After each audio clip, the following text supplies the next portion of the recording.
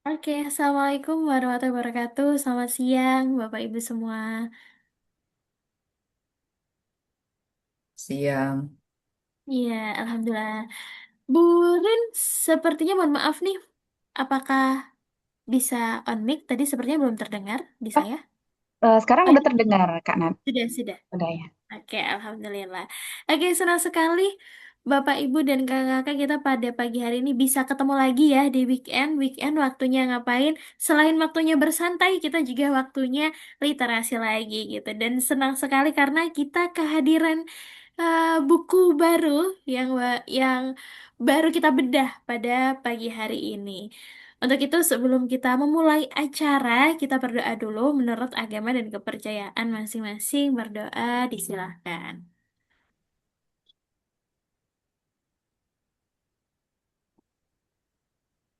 Berdoa dicukupkan. Alhamdulillah, Bapak Ibu semua. Ini beda buku ke-14 kalau tidak salah ya, Bu Puji. Semakin banyak karya-karya yang lahir dan harapannya semakin banyak lagi karya-karya ini dibaca dan bisa menginspirasi. Terutama hari ini, salah satu penulis yang sudah lulus book writing camp ya kan, terbit gitu dari setelah digodok 1-2 bulan akhirnya terbit gitu dan eh, menurut saya ini menurut kami perlu kita untuk bahas karena bagaimana sih perjuangan seorang ibu gitu kan ya membesarkan anaknya dengan penuh lika-liku. Oleh karena itu kita masuk dulu ke penulis kita untuk membacakan beberapa kutipan bukunya. Silahkan, Burin. Oke, terima kasih, Kak Nat. Assalamualaikum, Bapak Ibu semua. Sebelumnya Waalaikumsalam. saya ucapkan terima kasih sudah sudi bergabung di bedah buku yang berjudul Surat untuk Awan ya. Ini buku pertama saya yang solo, lahir berkat godokan ya, Kak Nat ya. Godokan Book Writing Camp ya, yang ke-27. Jadi Em, cukup menguras banyak energi, tapi alhamdulillah hasilnya sesuai dengan energi yang sudah dikeluarkan untuk itu. Izin Kak Nat saya bacakan prolog ya dari buku ini. Mudah-mudahan bisa memantik banyak pertanyaan dari para peserta sekalian. Sawalunto, 7 Juli 2025. Yang tersayang, anakku Awan. Saat surat ini Awan terima, kita sudah dalam keadaan terpisah oleh jarak yang begitu jauh membentang. Kesibukan mungkin telah mengalihkan perhatian kita dari pilunya perpisahan. Doa Mama, semoga kesibukan kita ini selalu diberkahi dan diridhoi agar menjadi nilai amal di sisi Allah. Ada banyak hal yang belum sempat Mama ajarkan, karena waktu kebersamaan yang sedikit. Ada banyak pengalaman yang belum sempat dibagikan karena kesempatan yang sempit. Namun, akan selalu ada banyak kata yang bisa disampaikan untuk menceritakan setiap sejarah perjalanan kehidupan.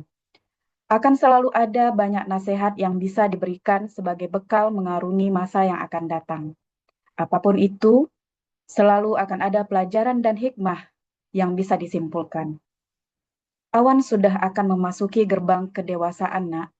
Bagi Awan, hidup baru bermula. Sedangkan bagi kami, Mama dan Papa, hidup mungkin akan segera berakhir. Entah kapan dan di mana. Entah dalam keadaan apa. Apapun itu, semoga kita selalu dalam rahmat dan kasih sayang Allah. Kewajiban kami adalah menyiapkan masa depan yang sejahtera untuk Awan dan adik Bintang. Kami tak punya harta benda untuk diwariskan, Nak. Segala yang terjadi sepanjang kehidupan kami mungkin tak bisa menjadi sisa kesenangan untuk kalian nikmati. Namun, ada sedikit ilmu dan pelajaran yang mungkin bisa kalian kembangkan. Melalui keimanan dan ketaatan hanya kepada Allah, Mama yakin kalian akan lebih gemilang menjalani kehidupan dunia dan akhirat. Awan adalah pemimpinnya. Teguhlah berdiri dalam fondasi iman. Berusahalah dengan segala daya upaya membangun kehidupan tanpa melampaui pagar syariat yang telah ditentukan. Jangan mengulangi kesalahan para pendahulu, meskipun itu adalah kami, orang tua Awan. Cukuplah jadikan sebagai contoh karena semuanya bisa menjadi pelajaran maupun peringatan. Luar biasa. Sekian Kak Nat. Terima kasih, Bu Rin, sudah membuka kita ke gerbang bukunya seperti apa. Dan langsung aja kita lanjutkan ke pembedahnya dari Bu Puji Astuti. Silahkan, Bu Puji. Terima kasih Kak Nadia. Gimana nih kabarnya Bu Rin? Alhamdulillah sehat, subur makmur Bu Puji. Akhirnya ya bisa Akhirnya membedah benar. bukunya Kak Rin nih pagi ini. Mm-mm. Baik, saya awali dengan Assalamualaikum warahmatullahi wabarakatuh. Waalaikumsalam. Selamat pagi. Waalaikumsalam warahmatullahi wabarakatuh. Ya, selamat pagi, salam literasi. Yang kami hormati Pak Fahrul nih selaku Ketua Komunitas Penulis Peradaban, tentunya Kak Rin sebagai penulis dan sahabat literasi yang hadir pada ruang Zoom pagi hari ini. Senang saya bisa berjumpa lagi dengan rekan-rekan sekalian untuk membedah bukunya Rin Zain Surat untuk Awan. eh Ketika saya ditawarkan gitu atau diberikan bukunya gitu ya, saya membaca judulnya itu yang terbayang pertama kali ini apa ya? Surat cintakah? Surat perpisahankah? Atau surat yang tak pernah sampai? Eh, Kemudian setelah saya baca ternyata ini surat ditujukan kepada langit, gitu ya. Awan adalah seorang anak. Tetapi semakin jauh membaca novel ini, saya mulai menyadari bahwa surat-surat ini sesungguhnya tidak ditujukan hanya kepada Awan, tetapi juga ditulis untuk semua ibu, semua anak, bahkan untuk diri penulis sendiri. Menurut saya, salah satu kekuatan novel ini secara harfiah adalah surat sebagai media untuk menyampaikan sesuatu yang tidak mampu diucapkan. Awan, nama anak, tetapi secara simbolik, awan selalu bergerak, tidak bisa digenggam, kadang dekat, kadang jauh. Persis sebagaimana hubungan seorang ibu dan anak. Semakin anak bertumbuh, semakin ia menjauh. Maka surat menjadi cara seorang ibu mempertahankan kehadirannya. Ada beberapa pertanyaan refleksi yang kemudian saya tanya gitu ya selama menulis mengapa ya memilih bentuk surat bukan memoir atau novel biasa. Mengapa tokohnya diberi nama Awan? Apakah sejak awal judul ini memang sudah ada? Itu beberapa. Jadi sambil membaca saya muncul tuh pertanyaan-pertanyaan seperti itu. Kemudian saya langsung memahami, kemudian membaca dan struktur cerita ini gitu ya. Saya sangat menyukai struktur ini. Novel dibuka bukan dari masa kecil tokoh, tetapi dari akhir perjalanan. Mama mengantar Awan ke pondok, lalu pembaca dibawa mundur. Artinya, konflik utama sebenarnya sudah selesai, tetapi penyebabnya baru diceritakan perlahan.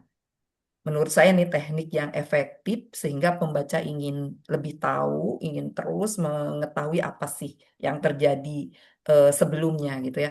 Mengapa seorang ibu menangis sedemikian dalam, kemudian di bab-bab berikutnya menjadi jawaban. Menurut saya struktur ini lebih menarik daripada alur kronologis biasa.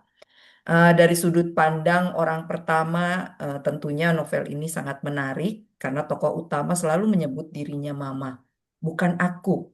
Ini bukan sekedar pilihan kata, tetapi identitas. Seolah setelah memiliki anak, aku hilang, yang tersisa adalah mama.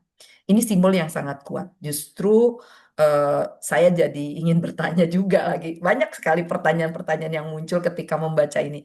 Apakah pemilihan kata mamah disengaja atau agar identitas perempuan benar-benar melebur menjadi seorang ibu? Nah, ketika saya baca terus gitu ya, eh, menurut saya tokohnya yang paling kompleks justru bukan Awan, melainkan Mama. Mama mengalami banyak fase.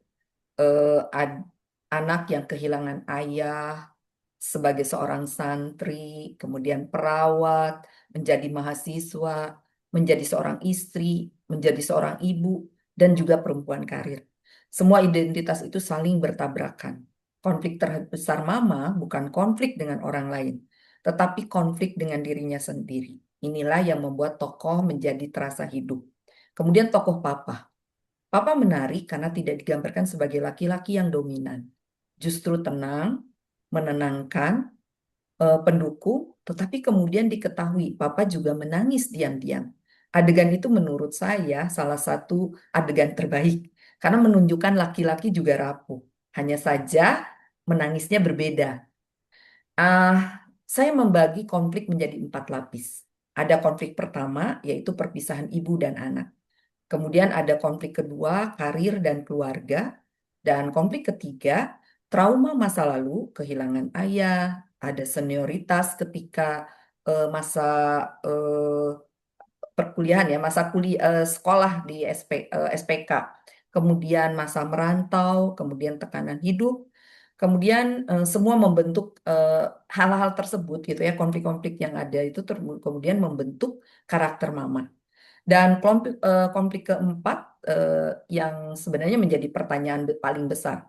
Bisakah seorang perempuan mengejar cita-citanya tanpa merasa menjadi ibu yang gagal? Menurut saya, inilah sebenarnya konflik utama dari novel ini.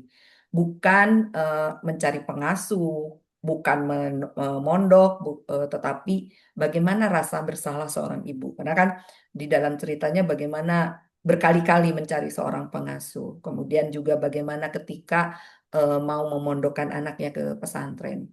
Tapi saya lebih melihat di surat-surat ini curhatannya adalah bagaimana seorang ibu yang merasa bersalah ketika dia harus apa menjalankan perannya sebagai seorang ibu, sebagai seorang istri dan sebagai seorang wanita karir. Dan ini tentu menjadi persoalan banyak perempuan-perempuan yang mengambil peran-peran itu. Novel ini kayak simbol, misalnya surat, bukan hanya sebagai media komunikasi, tetapi juga ruang yang aman untuk mengakui penyesalan.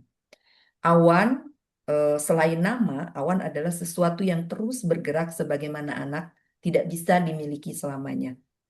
Punggung awan, ini di bab pertama, Mama hanya melihat punggung awan, bukan wajahnya. Dan menurut saya ini simbol yang luar biasa, karena seorang ibu memang hanya bisa melihat anaknya berjalan menjauh, tidak mungkin terus memandang wajahnya. Tangisan, ini muncul berulang, tetapi bukan kelemahan, melainkan sebagai bahasa cinta. Dari gaya bahasa, kekuatan novel ini bahasanya sederhana, tidak rumit, tetapi emosinya sampai. Contohnya, ketika penulis menulis, Mama hanya melihat punggung awan. Kalimatnya sederhana, tetapi menyimpan banyak makna. Gaya seperti ini lebih mengandalkan pengalaman emosional daripada permainan diksi. Saya melihat Renjin lebih memilih kejujuran daripada kemewahan bahasa.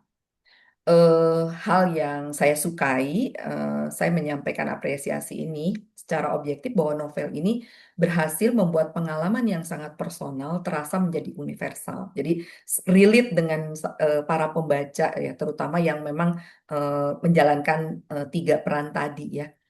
Walaupun mungkin latarnya spesifik ya tentang ibu, pesantren, kemudian perawat, kuliah. Tetapi emosi yang muncul bisa dirasakan oleh siapapun, karena setiap orang pernah mengalami perpisahan. Jadi, ketika tidak memiliki peran itu, perpisahan pun seringkali kita alami. Dan itu ketika membaca tuh kita merasakan itu ya, karena saya menyukai gaya bertuturnya yang sederhana, tapi terus ingin membaca lembar demi lembar. Namun demikian ya, saya pun ingin tentunya memberikan beberapa catatan secara konstruktif terhadap novel ini. Pada beberapa bagian narasi reflektif cukup panjang, sehingga seringkali saya merasakan ritme ceritanya sedikit melambat. Kadang pembaca ingin lebih banyak adegan dibanding penjelasan gitu ya. Kemudian beberapa konflik sebenarnya sangat potensial diperlihatkan melalui dialog, namun lebih sering diceritakan kembali. Sehingga prinsip show, don't tell dapat diperkuat pada beberapa bagian. Walaupun tetap cerita ini bisa diikuti dan asik gitu ya. Tetap menarik pembacanya untuk terus membaca sampai akhir. Kemudian novel ini kuat dari sisi emosional. Namun pembaca laki-laki mungkin ya ingin juga membutuhkan lebih ruang untuk memahami perspektif papa. Saya justru penasaran apabila ada 1 atau 2 bab dari sudut pandang papa gitu ya. Kemudian Ya, saya tentunya terlepas dari catatan-catatan tersebut, bagi saya Surat untuk Awan bukan novel tentang bagaimana menjadi ibu yang sempurna. Ia adalah kisah tentang seorang perempuan yang setiap hari berusaha memilih, lalu berdamai dengan pilihan-pilihannya. Novel ini mengingatkan kita bahwa cinta tidak selalu hadir dalam bentuk kebersamaan. Kadang cinta hadir dalam keberanian untuk melepaskan, dalam air mata yang disembunyikan, dan dalam sepucuk surat yang ditulis ketika kata-kata tak lagi mampu diucapkan. Pada akhirnya, setiap anak akan menjadi awan, terus bergerak menuju cakrawala sendiri. Dan yang dapat dilakukan orang tua hanyalah menjadi langit yang selalu bersedia menaungi, meski tak lagi mampu menggenggam. Eh, Novel ini saya tentu merekomendasikan ya bagi semua ibu dan terutama bagi anak-anak Gen Z yang saat ini pasti jarang ya menulis surat, pasti dia lebih banyak apa dengan chat gitu ya. Tetapi saya kira mencoba kembali menulis surat rasanya asik ya, menyampaikan perasaan hati kita, curhatan kita melalui catatan-catatan ini. Dan saya mendapatkan banyak hal dari buku Surat untuk Awan ini. Saya kira itu yang dapat saya sampaikan.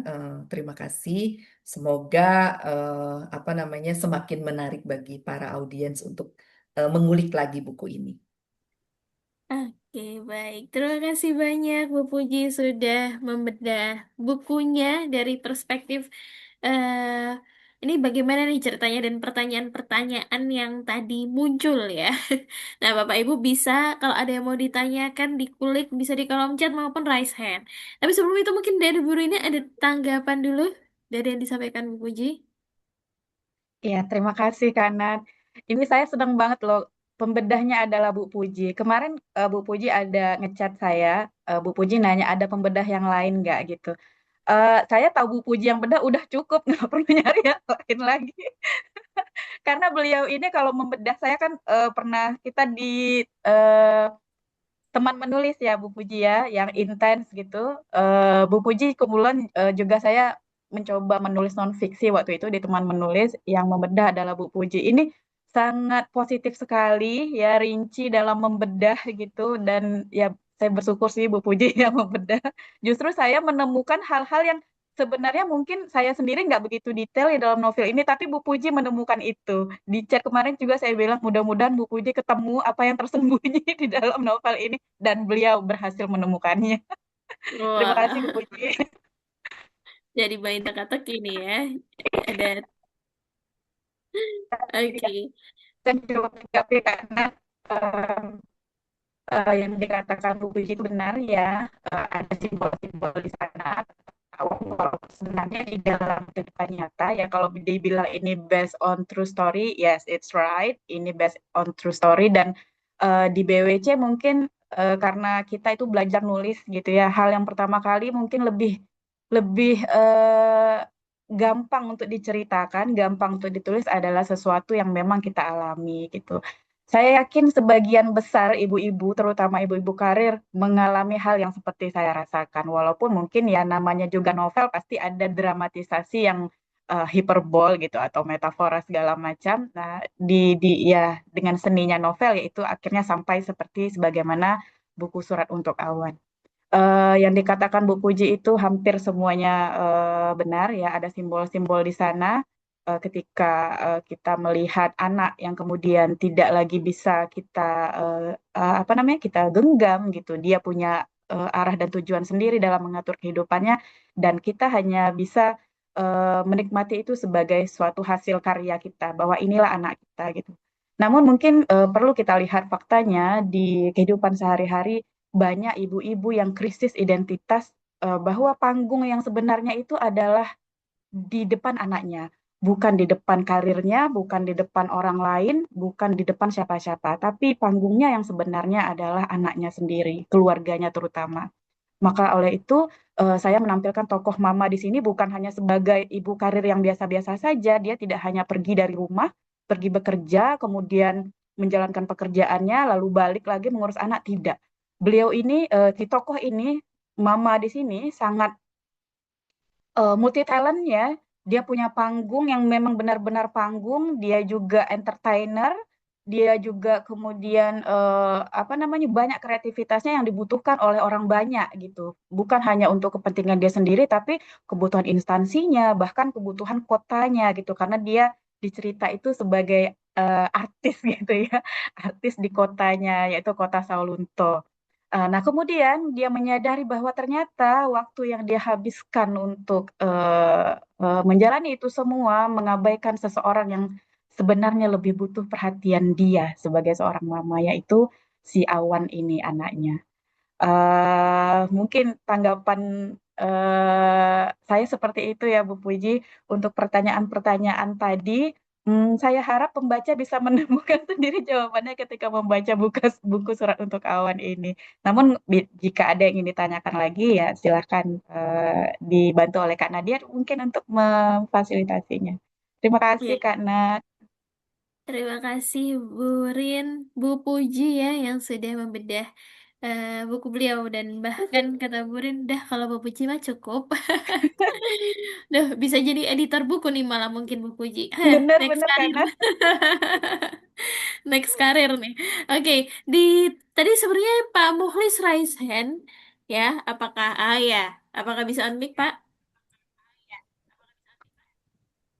Halo, kedengaran suara Halo, saya? jelas Pak. Jelas, Pak Muklis. Ya, terima Jelas. kasih. Saya sangat pertama saya ucapkan selamat Bu Rina Komala yang telah meluncurkan buku yang penuh inspirasi tadi dari kutipan Bu Puji dalam membedah buku. Saya juga terharu ya melihat buku. Saya ada dua pertanyaan, bukan dua pertanyaan, cuman memberikan satu ekspresi ya. Sebagai seorang ibu yang melepaskan anak merantau di pesantren gitu, kalau nggak salah saya dengar, itu kan ada ikatan emosional dan psikologi dan juga role peranan seorang ibu ya yang melepas dengan uh, ya tadi bilang Bu Puji dengan bagus dengan membuat surat karena di era sekali ya semua modelnya menggunakan WhatsApp itu Messenger ataupun itu. Nah, pertanyaan saya begini, ketika ibu memberi dan melepaskan seorang anak untuk merantau ke dalam pesantren, kan ada peranan seorang ibu juga merasa berat, yang kedua dari psikologi dan emosional. Apakah ini dilandasi oleh ada kondisi dalam hal ini membedah buku kondisi dampak sosial yang mulai yang di mana pergaulan remaja yang pada ini sangat mengkhawatirkan gitu ya. Kalau kalau mungkin di sekolah umum itu kan banyak terjadi hal-hal yang tidak diinginkan.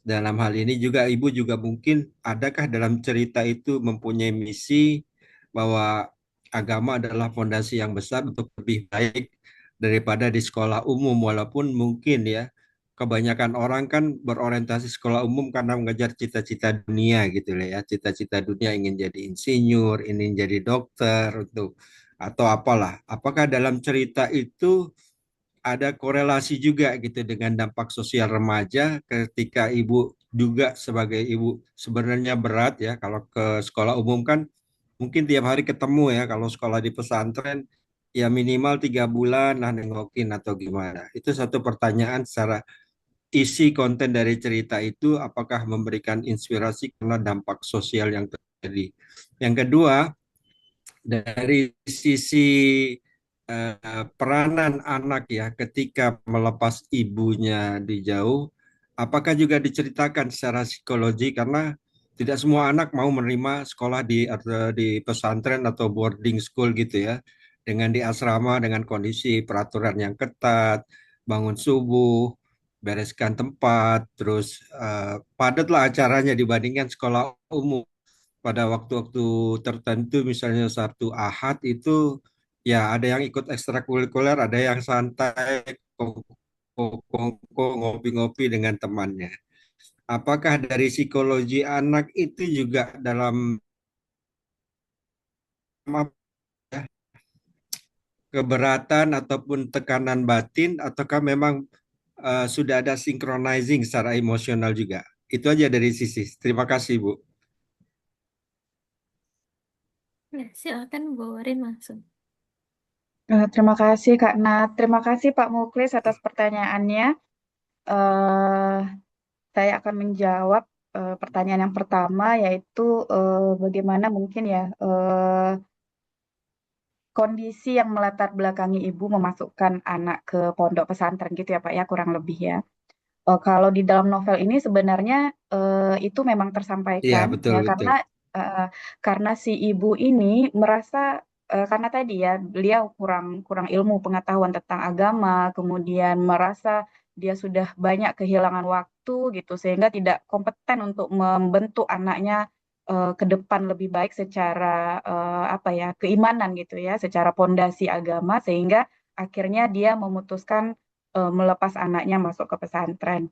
Di sekalian menjawab pertanyaan nomor dua, apakah ada sudut pandang anak yang masuk ke pesantren gitu ya dalam cerita surat Al-Baqarah ini, karena ini adalah sudut pandang di sisi ibu ya, jadi dia tidak secara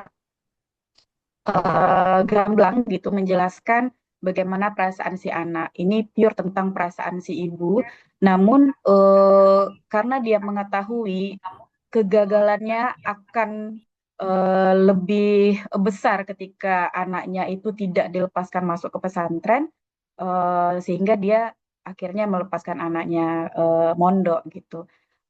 Dari bab per bab buku ini, saya sebagai penulis berharap dari situ bisa menggiring ya, kalaupun itu dibaca oleh si ibu, kalaupun itu dibaca oleh si anak, itu akan menggiring suatu pemahaman tersendiri kenapa ibu harusnya sebaiknya apa namanya merelakan anak mondok. Kemudian dari sisi anak pun jika ini dibaca oleh anak, kemudian anak akan memahami bahwa ibu sebenarnya punya harapan tersendiri kepada masa depan si anak yang mungkin tidak bisa disampaikan melalui kata-kata, namun bisa tercurahkan lebih luas gitu ya, lebih dalam ketika itu disampaikan melalui surat kepada awan ini. Gitu kira-kira Pak Mukhlis. Tapi sisi ibu dari sisi dampak sosial ada nggak pengaruhnya dalam cerita itu karena ketakutan seorang ibu dengan pergaulan bebas masa-masa remaja. Kalau kita di sekolah umum maka juga itu berdampak untuk yang kedua kan dari psikologi anak ya, mungkin namanya boarding school ya, kebebasan itu kan terkekang, merasa bosan, merasa diatur, merasa apa pokoknya lah diproteksi sangat dengan aturan boarding school atau pesantren lain. Kalau di rumah gitu ya, di rumah bebas minta minum, minta ini udah tinggal tersedia semua. Adakah dalam sisi cerita itu dalam masa-masa adaptasi ada kesulitan dan disuratkan juga dalam bentuk surat cerita gitu. Cerita dengan novel ibu. Itu aja dari saya. Langsung Kak Nat? Iya, silakan. Oke. Eh, Secara apa ya, secara eksplisit ya, apa namanya? Tidak, nggak ada ya Pak, nggak ada dari sudut pandang anaknya itu, tidak ada menggambarkan bagaimana perasaannya ketika dia berada di dalam pondok. Justru karakter anak yang dibangun di dalam cerita ini adalah ketika dia sekolah di sebelumnya dia sekolah SD itu di sekolah swasta ya, sekolah swasta yang rata-rata di situ bersekolah tuh anak-anak orang yang berada gitu. Nah, di situ dia merasa dibully, dia nggak menemukan jati dirinya di situ. Ketika masuk pesantren, dia mau saja menerima, tapi dia merasa berharap di sana mungkin lebih menemukan jati dirinya yang tidak dia temukan di sekolah sebelumnya. Sehingga kayak klop gitu, orang tua inginnya begini dan anaknya juga tidak menolak. Tapi memang di dalam buku ini tidak ada bagaimana dari sisi sudut pandang si anak terhadap pilihan orang tuanya atau terhadap pilihan dia sendiri, tidak ada. Karena ini memang seperti surat yang dari si ibu ya, tentunya si ibu ini lebih memahami apa yang ingin dia sampaikan kepada si anak, gitu Pak.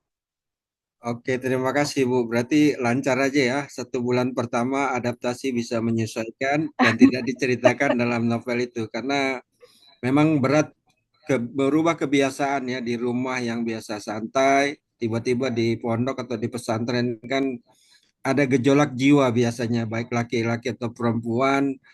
Di rumah Mm-mm. tenang, bisa ngopi, bisa geletak. Kalau di pesantren kan tempat tidur dari disuruh rapiin, minum ambil sendiri gitu lah. Wah ya, terima kasih ya itu aja saya hanya untuk mengulik Ya, cerita dari sisi anaknya gitu. Ya, makasih. iya. Makasih Ya, Pak Muklis. terima kasih Pak Mukhlis sudah mengulik lebih dalam ya buku Surat untuk Kawan ini. Dan di kolom chat juga ada pertanyaan Bu Rin dari Pak Sudirman. Mengucapkan selamat dulu ya dan untuk launch booknya, bedah bukunya gitu. Dan juga ulasan komprehensifnya dari Bu Puji. Nah kalau dari Pak Sudirman bertanyanya adalah, kira-kira apakah ada paradoks yang diuraikan dalam novel ini yang bisa menjadi selingan atau menjadi bumbu-bumbu yang mewarnai perjalanan Awan dari kecil hingga dewasa? Dan jika ada, bagaimana Mama menyikapinya secara bijak? Itu seperti bagaimana, Bu Rin? Ya, terima kasih Kak Nat. Bumbu-bumbu ya, banyak sih sebenarnya di dalam setiap bab itu bumbu-bumbu. Kalaupun ingin diceritakan, kayaknya harus ada buku kedua deh biar sempurna gitu. Tapi untuk sekedar surat untuk awan nih rasanya sudah cukup.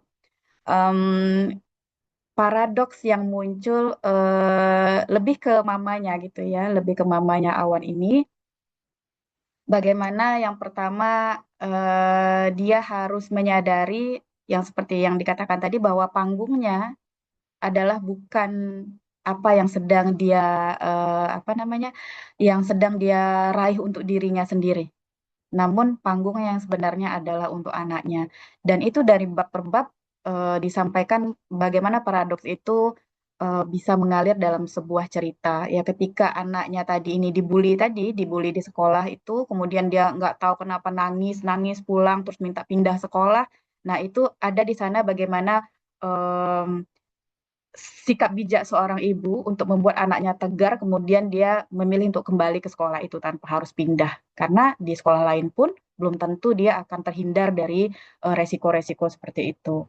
Nah, kemudian contoh lainnya di paradoks yang terjadi ketika dia harus merelakan sesuatu yang dia bangun, ya sesuatu impian yang dia bangun di dalam rumah tangga mereka ya, impian papa dan mamanya ini kemudian harus direlakan karena sesuatu yang memang mengancam fondasi keimanan mereka.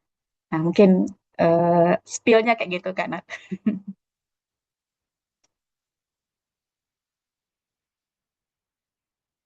Oke, itu spillnya ya. Pak Sudirman, semoga menjawab. Tapi kalau masih ingin diklik lebih lanjut, bisa lanjut bertanya di kolom chat kalau bisa belum on mic. Oh, bisa on mic, Pak? Iya, saya kira cukup bagus ya kalau kalau memang alur ceritanya seperti itu ya. Karena ini bisa menggiring para pembaca nanti untuk menikmati halaman demi halamannya. Eh, dan berharap ya doa saja Bu supaya sukses laris manis nanti untuk apa namanya para peminat pembacanya. Terima kasih karena dia. Assalamualaikum warahmatullahi wabarakatuh. Waalaikumsalam. Terima Terima kasih kasih, Pak juga Pak Sudirman. Sudirman. Assalamualaikum warahmatullahi wabarakatuh. Nah, ini juga Pak Sudirman sudah mendoakan agar laris. Ini saya sekalian infokan kalau bulan Juli ini khusus gratis ongkir ya, Bu Rin ya. Iya, Kak Dan Nat. jadi luar biasa kalau Bapak Ibu ingin ingin memesan ke Bu Rin bisa hubungi saja. Ini ada Kak Jetri sudah raise hand juga. Silahkan. Assalamualaikum warahmatullahi wabarakatuh, Bu. Waalaikumsalam warahmatullahi wabarakatuh. Ya, salam kenal ya, Bu. Saya dari alumni ITS PKU ya. Masya Angkatan Allah. ya, alumni angkatan pertama di Solo, eh bukan Bu, di anestesi, nggak apa nah ya? Ali Jenjang ya. Ali Jenjang ya betul, Iya, seangkatan seangkatan kita. sama Pak Andang. Pak Andang ya Bu ya. Iya, benar, Pak. Iya, ya salam kenal ya Bu. Untuk bedah bukunya sangat menarik ya Bu, sangat menginspirasi juga dan kehidupan ya. Sangat bagus, saya juga mengikuti dari awal tadi. Cuma hanya sedikit pertanyaan kali dalam kehidupan sehari-hari ya, itu. Yang pertama mungkin hanya sharing ya Bu. Ini di sisi lain ada beberapa orang tua ya yang memasukkan anaknya ke sekolah, baik itu pesantren maupun sekolah SDIT ya yang full day. Nah, itu untuk agar kesibukan orang tua ya, apalagi orang tuanya kerja ya, dua-duanya ya. Itu menurut pandangan kita semua mempengaruhi nggak Bu untuk sistem mentalnya, baik itu mental, psikologisnya, istirahatnya, dan pola asuhnya terhadap kehidupan yang akan datang gitu masa depannya.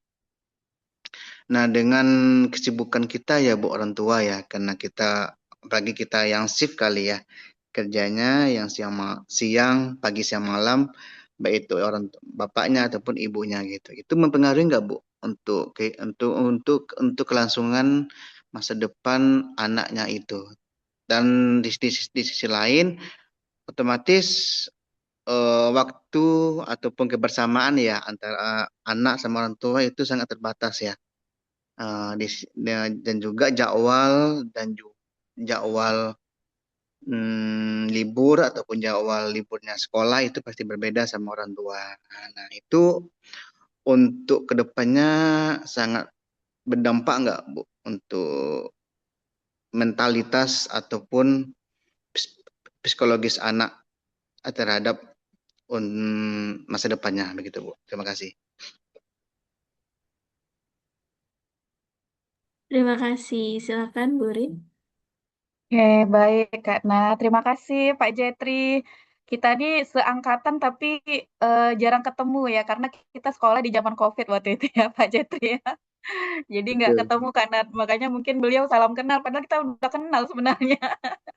Tapi Ya memang kita belum secara pernah tatap, jumpa. secara tatap muka kita nggak intens karena memang kuliahnya pas COVID ya, gitu deh. Betul. Baik, saya mencoba menanggapi pertanyaan Pak Jetri. Sebenarnya ini kan apa ya, masalah umum kita saat ini ya Pak ya. Di saat kita tuh harus mau nggak mau berjibaku dengan kesibukan yang ini bukan lagi pilihan gitu. Ini semacam keharusan gitu. Kita harus bekerja, bahkan suami istri juga harus bekerja. Sehingga kadang memang menyekolahkan anak di sekolah yang dengan sistem full day atau bahkan pesantren itu semacam salah satu penolong ya untuk kita yang sehari-hari mungkin sibuk dengan pekerjaan ini. Jadi itu kayak apa ya, penyelamat bagi pendidikan anak. Karena memang secara waktu kita sudah tersita habis buat pekerjaan. Apalagi yang kayak kita shift gitu ya. Suaminya shift pagi, misalnya nanti istrinya shift sore. Akhirnya ketemu anak ya saat anak tidur gitu. Ngelihat dia udah tidur, pagi-pagi kita udah gedebak-gedebuk harus pergi lagi kerja, dia juga harus pergi sekolah gitu. Dan memang ya seperti yang saya katakan itu tidak lagi jadi pilihan hari ini, itu udah jadi kayak keharusan. Kalau berpengaruh secara mental pasti. Saya katakan pasti karena jujur saja karena saya juga seperti yang saya katakan tadi, cerita ini adalah based on true story saya sebagai ibu yang sibuk juga berkarir, kemudian anak juga harus masuk pesantren, itu memang sangat berpengaruh pada mental anak. Jujur saja, saya terhadap anak pertama saya ini, saya semacam harus mencari koneksinya lagi gitu.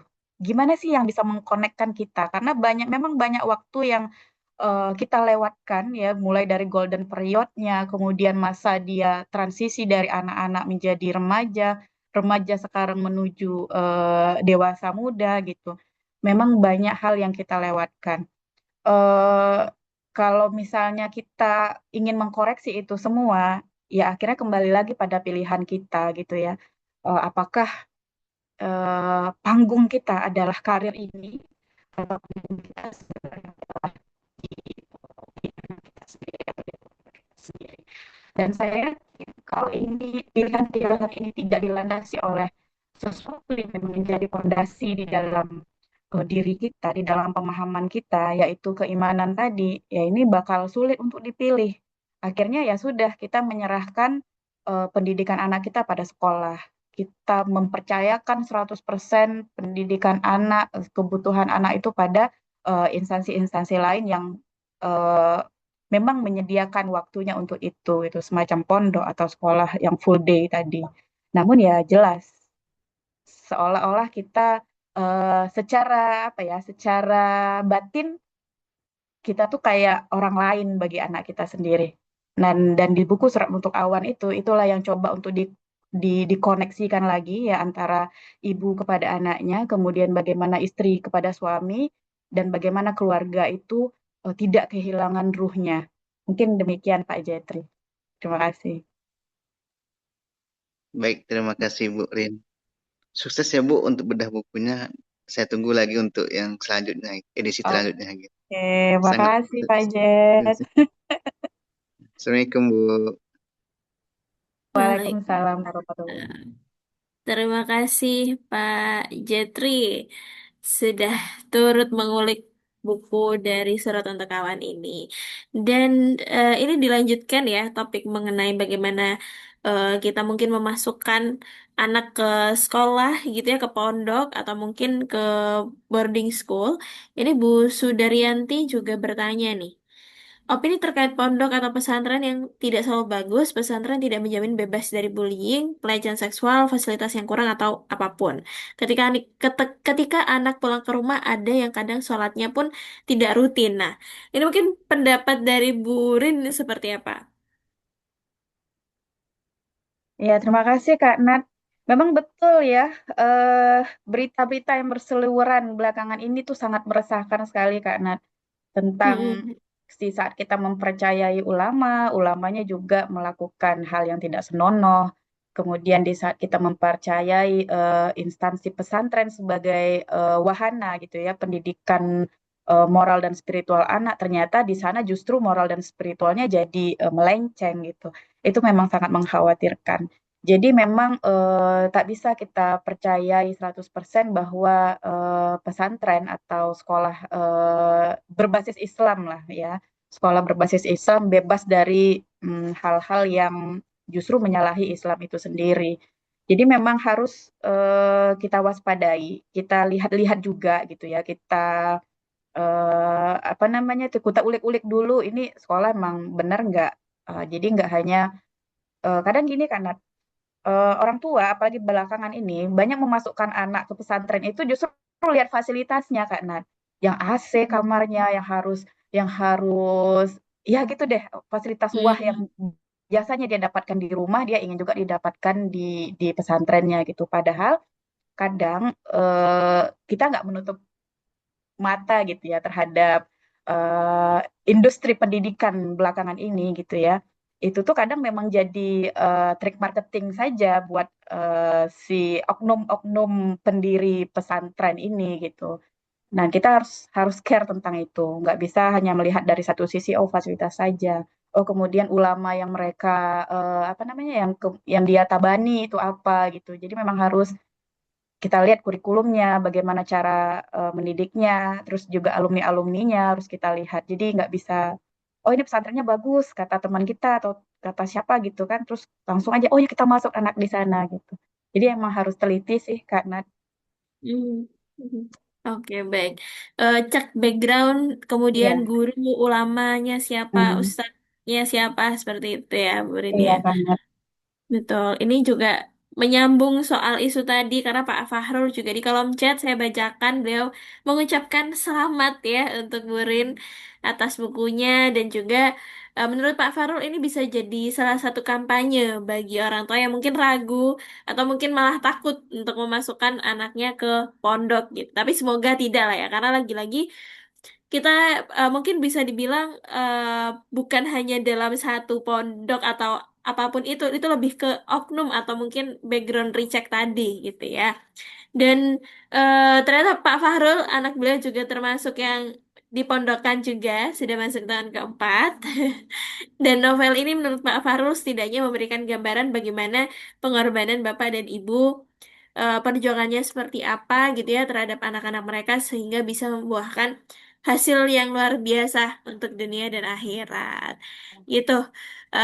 Ucapan selamat dari Pak Fahrul Gurin. Makasih Pak Fahrul, Pak Ketua yang selalu support positif terhadap kita-kita nih penulis pemula. Waduh, beliau panutan kita ya. Iya, Dan juga benar kan? di kolom chat juga ada komentar-komentar yang relate karena dari Pak Dodi Rosadi juga dua anaknya masuk di pondok boarding school gitu ya. Di rumah jadi manja. Betul gak Burin kalau di rumah karena mungkin anak-anak sudah mandiri di luar ya. Apakah di rumah yang Burin alami juga seperti itu? Iya, karena contohnya kalau kalau saya mau membawakan ke diri saya, karena saya juga dulu di boarding walaupun bukan pesantren ya, karena kalau dulu kan SPK itu memang asrama gitu ya, sekolah perawat itu. Dan saya kalau pulang kampung memang pengen dimanjain gitu karena nggak tahu kenapa gitu. Padahal udah Betul. tahu selama ini orang tua susah gitu ya. Tapi pas pulang Hmm. emang kayak nuntut sesuatu yang harusnya jadi hak kita hilang selama ini. Nah kita pengen di waktu yang sempit itu didapat walaupun sedikit gitu. Tapi alhamdulillah Hmm. mungkin itu karena saya perempuan ya Kak Nadia. Tapi anak saya ya yang laki-laki yang lagi di pondok saat ini itu kalau pulang justru dia kayak apa ya menunjukkan ya apa yang dia dapat di pesantrennya gitu. Jadi semacam ya mungkin karena saya sering juga bilang ya kamu adalah duta pesantren kamu. Kalau sikap kamu begini, artinya itu pesantren kamu yang akan dinilai orang mungkin karena itu. Jadi dia kayak ya dia menunjukkan apa dia sebagai brand ambassador-nya gitu kan. Oke, iya, Bu Rin.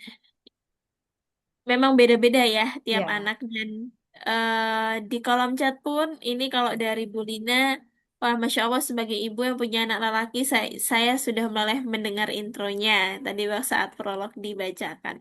Dan mungkin ini pertanyaan dari Bu Asti. Mungkin jika Bapak Ibu masih bertanya silahkan ya yang ingin raise hand ataupun di kolom chat nih, mumpung kita masih ada sedikit waktu lagi. Ya kalau dari Bu Asti, pertanyaan yang saya selalu kepo dengan proses penulisan novel. Berapa lama penyelesaian bukunya? Apakah sesuai target dari para coach dalam 1 bulan selesai draftnya? Iya nih Bu Asti sering menanyakan ini di saat entah beda buku atau launching buku. Bu Rina bagaimana prosesnya? Iya, sama ya, Bu. Kita yang tadinya bukan penulis ya, mungkin cuman kita penulis tapi penulis buku diari mungkin ya. Kan saya kan memang produk-produk dari zaman buku diari ya kan. Nat. Jadi emang Mhm. kalau menulis sih sebenarnya udah biasa menulis, tapi menjadikan dia sebagai cerita, jujur itu baru terjadi di BWC Kak Nat. Kalau nggak ada BWC, nggak ada Fort Surya, kayaknya ini juga buku nggak kelar-kelar gitu. Tapi alhamdulillah ya berkat bimbingan para coach, juga support dari teman-teman kita seangkatan, memang ada juga yang tidak berhasil, tapi tidak sedikit juga yang berhasil menerbitkan bukunya. Ya memang sesuatu untuk kebaikan tuh harus dipaksa ya Kak Nat ya, karena dipaksa itu akhirnya sesuatu bisa terwujud. Dan setelah itu terwujud, kita baru merasa, oh nggak sia-sia deh aku terpaksa gitu. 2 bulan itu benar terpaksa karena tapi alhamdulillah sesuai tanggal di prolog itu ya tanggal 7 Juli itu memang bukunya akhirnya launching. Itu bermula dari BWC di akhir tahun awal tahun 2025. 2 bulan proses kepenulisan, kemudian proses penerbitan ya termasuk editing segala macam. Nah akhirnya tanggal 7 Juli itu kelar dan memang sudah bisa diterima oleh para pembaca seluruh Indonesia. Udah setahun ya Alhamdulillah karena Alhamdulillah, proses menulisnya tahun lalu dipaksa dan dikejar ya. iya Tapi iya Kak. alhamdulillah selesai juga.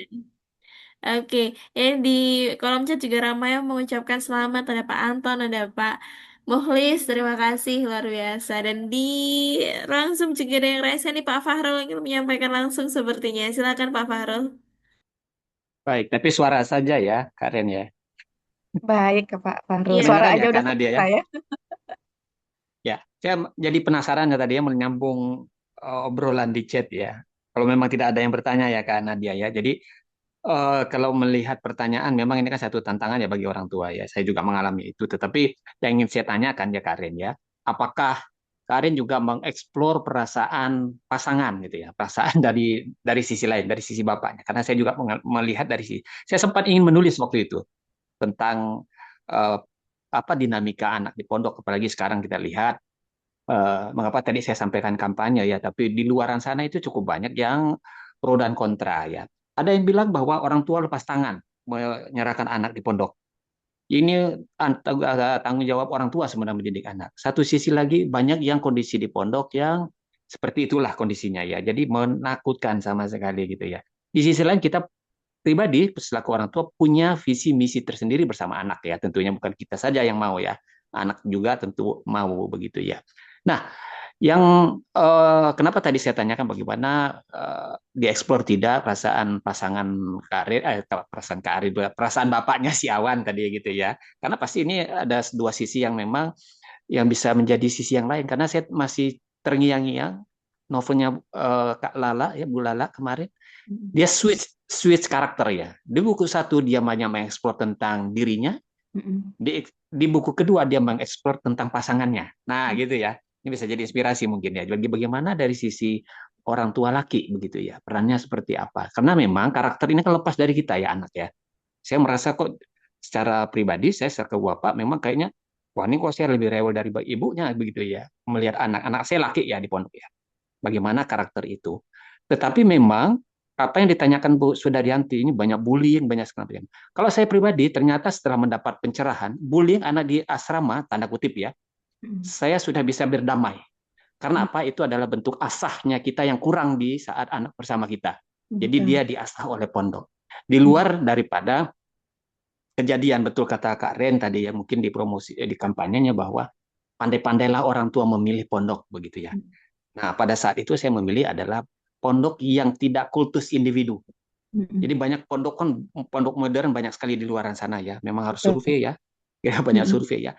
Ada pondok-pondok yang memang mengkultuskan satu orang kiai misalnya ataupun siapapun yang menjadi panutan sepondok kan gitu.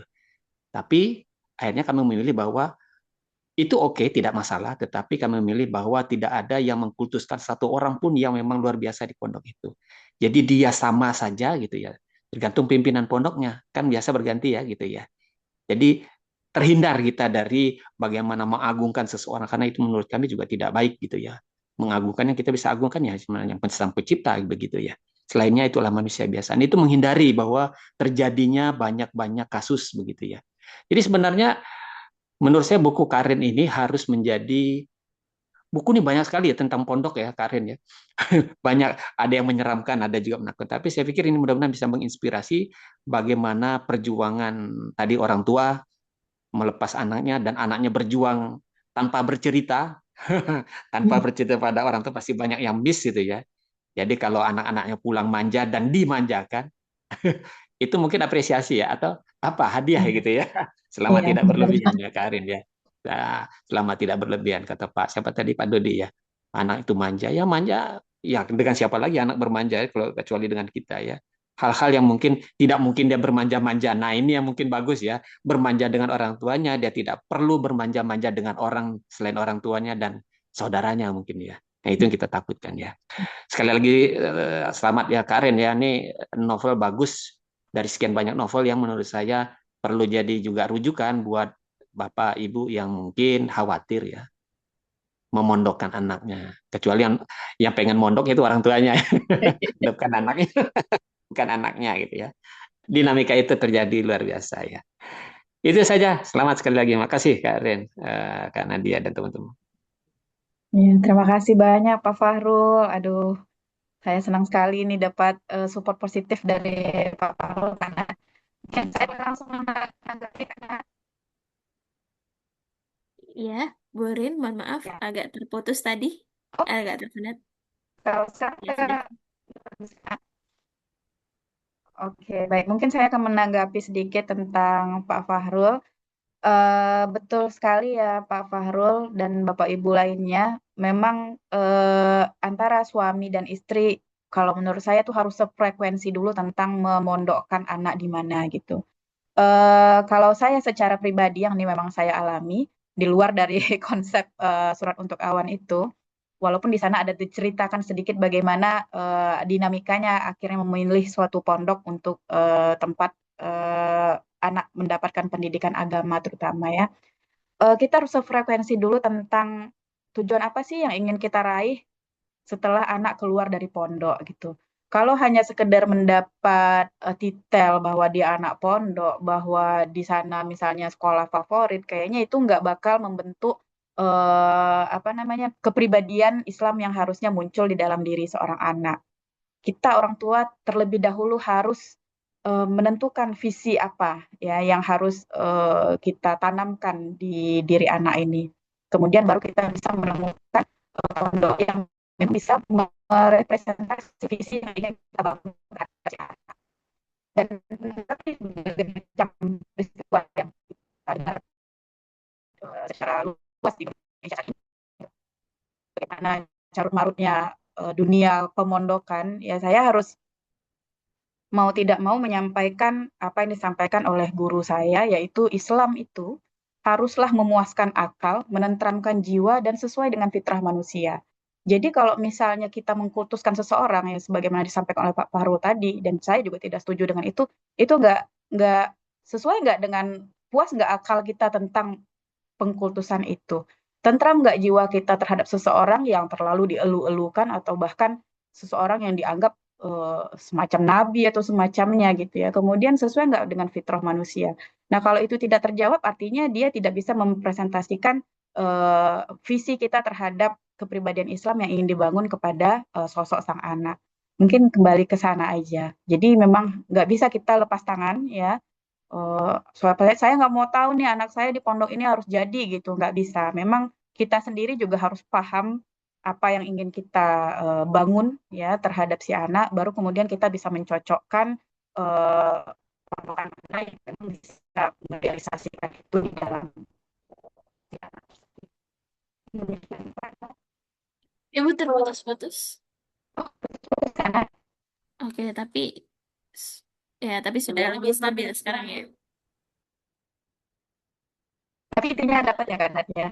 Iya, ya. Tapi tadi tersampaikan bahwasannya memang eh, dalam beragama khususnya dalam hal ini adalah Islam, kita perlu melihat juga sekeliling kita.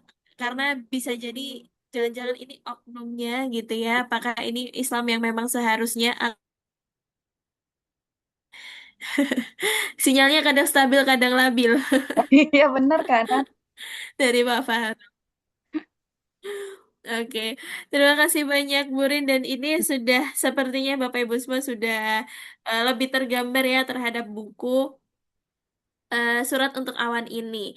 Jadi itulah bukunya hari ini.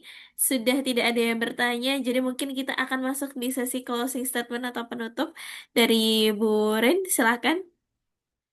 Baik Kak Nat, sebagai sesi penutup yang ingin saya sampaikan, terutama tentang bagaimana pesan yang ingin disampaikan di dalam buku Surat untuk Awan ini adalah sesungguhnya pesan Mama yang sebenarnya kepada si Awan itu adalah tak ada satupun di muka bumi ini milik kita.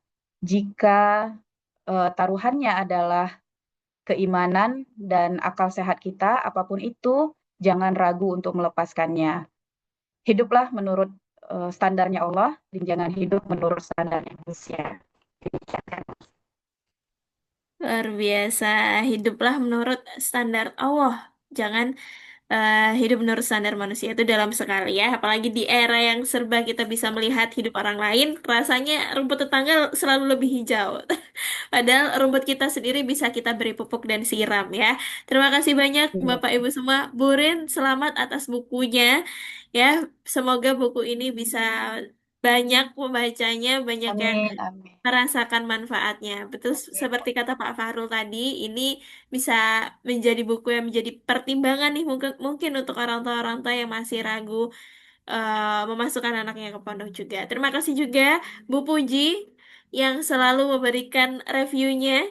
Bahkan mungkin saya bisa bilang karena saya juga melihat Bu Puji bagaimana mereview ya, sudah ala-ala editor Bu Puji. Jadi sudah trusted kata murid luar biasa. Terima kasih juga untuk Bapak Ibu semua yang sudah hadir di Bedah Buku pagi hari ini. Pak Fahrul, Pak Ketua, terima kasih supportnya. Pak Muhlis, Pak Sudirman, Pak Jetri, Pak Anton, Bu Sudaryanti, Pak Waduh, siapa lagi di sini? Banyak nih, Pak Dedet, semuanya terima kasih. Semoga kita bisa bertemu lagi di kesempatan berikutnya. Kita foto bersama terlebih dahulu. Silakan on cam. Ini kita gayanya apa nih, Burin? Hmm, salam literasi ada sih. Salam literasi. Oke, di saya ada dua slide ya.